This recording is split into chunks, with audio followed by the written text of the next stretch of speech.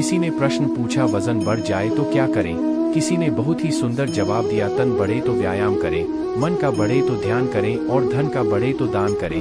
फिर देखो जीवन में खुशियां ही खुशियां होंगी। नंबर 2, मोह अधिक हो जाए तो बुराई नहीं दिखती और यदि घृणा ज्यादा हो जाए तो अच्छाई नजर नहीं आती। नंबर 3, खोलते हुए पानी में जिस तरह परछाई नहीं देखी जा सकती उसी तरह क्रोध की स्थिति में सच को नहीं देखा जा सकता। नंबर 4, याद रखना कुछ बोलने से पहले एक बार जरूर विचार करें कि चोट वाले घाव तो सही हो जाते हैं लेकिन बातों के घाव हमेशा याद रहते हैं। नंबर 5, कोयला और मनुष्य की जलन तब शांत होती है जब वह स्वयं राख हो जाता है। नंबर 6, समझ का फर्क होता है। कुछ लोग दूसरे को देखकर जीना सीख लेते हैं और कुछ लोग दूसरे को देखकर जलना। नंबर 7, याद रखना अभिमान की ताकत फरिश्तों को भी शैतान बना देती है लेकिन नम्रता की ताकत मनुष्य को फरिश्ता बना देती है। नंबर 8, जीवन की महत्वपूर्ण सच्चाई। पहला, मरना अवश्य है। दूसरा, साथ कुछ नहीं जाना है। तीसरा, जो करेगा वह भरेगा। चौथा, जहां उलझो वहीं सुलझो। पांचवा, जो है उसमें संतोष करो। नंबर 9, 3 अच्छी और सच्ची बात। नंबर 1, जो शख्स आपसे दूसरों की कमियां बयान करता है वह दूसरों से निश्चित आपकी बुराई करता होगा। नंबर 2, गलत फहमी दूर ना की जाए तो वह नफरत में बदल जाती है। नंबर 3, पानी जैसे बनो जो अपना रास्ता खुद बनता है, पत्थर जैसे नहीं जो दूसरों का रास्ता रोकता है। नंबर 10, ऊपर वाला दोनों तरफ से आजमाता है, देकर भी और लेकर भी। जब मिले तो सम्मान करो और जब छीन ले तो इंतजार करे। नंबर 11, कहते हैं किसी के घर रोजाना जाने से इज्जत कम हो जाती है मगर एक भगवान का घर मंदिर है जहां रोज जाने से इज्जत बढ़ जाती है। साथियों, आपकी नज़र में इस दुनिया में सबसे बड़ा पापी कौन है, स्त्री या पुरुष? अगर आपको नहीं पता है तो इस कहानी को जरूर सुनिए। इसके बाद आपको पता चल जाएगा कि भगवान श्री कृष्ण की नज़र में सबसे बड़ा पापी कौन है, स्त्री या पुरुष।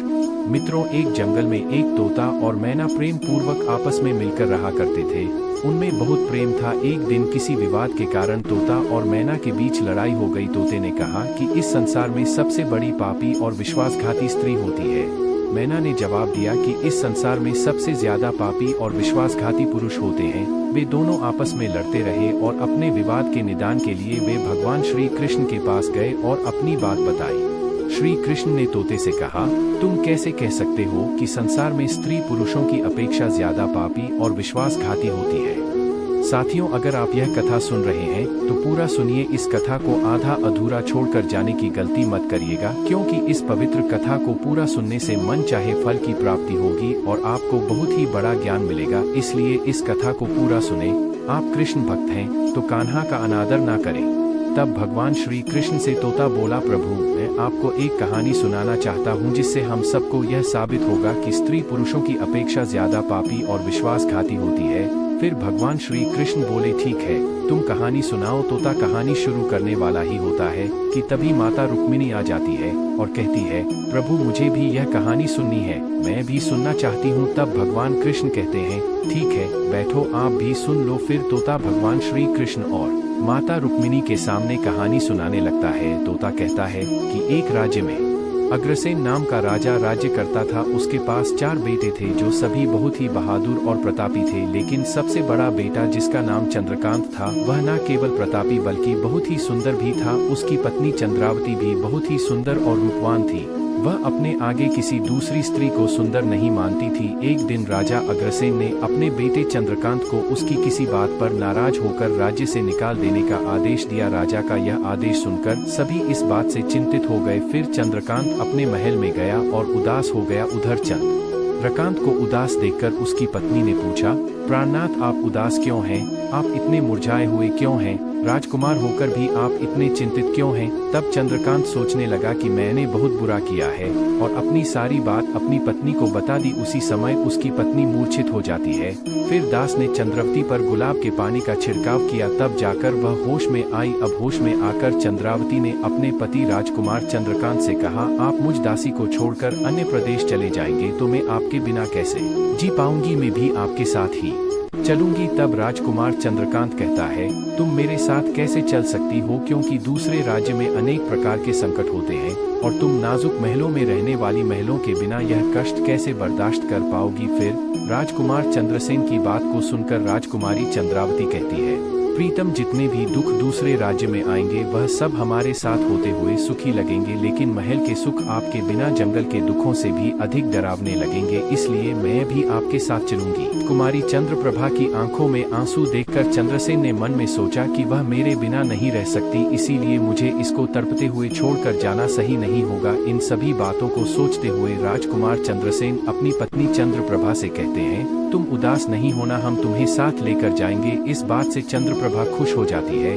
और अपने पति के साथ जाने की तैयारी करने लगती है। अगली सुबह वह राज्य से बाहर निकलकर एक जंगल में पहुंचते हैं कि चलते चलते थक जाते हैं और फिर वे एक बरगद के वृक्ष के नीचे विश्राम करने का निर्णय लेते हैं। वे बहुत थके हुए थे, ठंडी हवा के झोंकों में उन्हें तुरंत नींद आ गई, परंतु कुछ देर बाद वहीं पर एक सांप ने चंद्रप्रभा को काट लिया। फिर तोता कहता है, हे प्रभु आगे सुनिए। सांप के डस से ही राजकुमारी तड़पने लगी और चंद्रसेन की आंख खुल गई। राजकुमारी को तड़पता हुआ देखकर और सांप को जाता हुआ देखकर चंद्रसेन बेचैन हो गए। फिर कुछ देर बाद राजकुमारी की मौत हो गई। इस प्रकार मृतक राजकुमारी को देखकर चंद्रसेन ऊंचे स्वर में रोने लगे। फिर चंद्रसेन ने मन में सोचा, अब जब जीवन संगिनी ही मर गई है तो मैं जीकर क्या करूंगा, मैं इसी जंगल में अपने प्राण त्याग दूंगा। ऐसा मन में सोचकर वह चंद्रप्रभा के शव के पास से उठता है और जंगल से लकड़ियां इकट्ठी करने लगता है और रोकर कहता है कि मैं भी चंद्रप्रभा की चिता में जलकर मर जाऊंगा। लेकिन तभी उसी समय स्वर्ग से एक देवदूत आता है और चंद्रसेन को रोते हुए देखकर उसके मन में दया आती है। वह राजकुमार चंद्रसेन के पास जाता है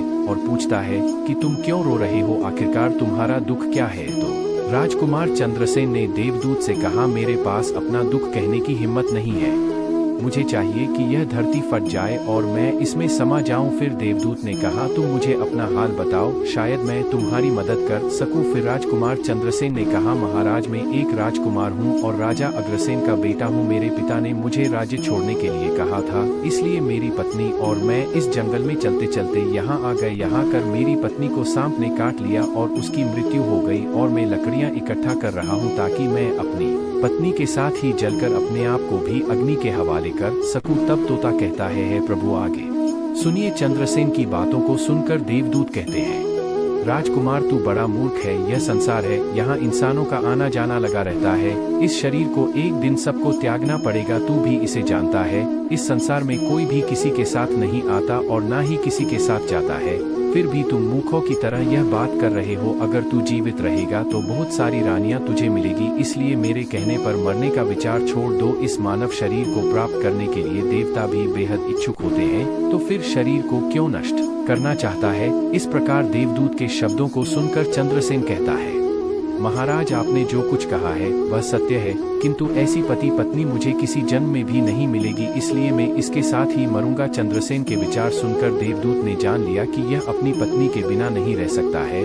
तब देवदूत ने चंद्रसेन से कहा, राजकुमार तेरी पत्नी को जीवित करने के लिए केवल एक ही उपाय है। अब तुम मेरी बात को ध्यान से सुनो, यदि तुम इस उपाय को कर सकते हो तो तेरी पत्नी जीवित हो सकती है। फिर चंद्रसेन ने कहा, महाराज आप जो कुछ भी कहेंगे वह सब करने के लिए तैयार हूँ, केवल मेरी पत्नी को जीवित कर देना। आगे की कहानी जानने के लिए हमारे चैनल को सब्सक्राइब करें और वीडियो को लाइक एंड शेयर करें और देखिए पार्ट 2।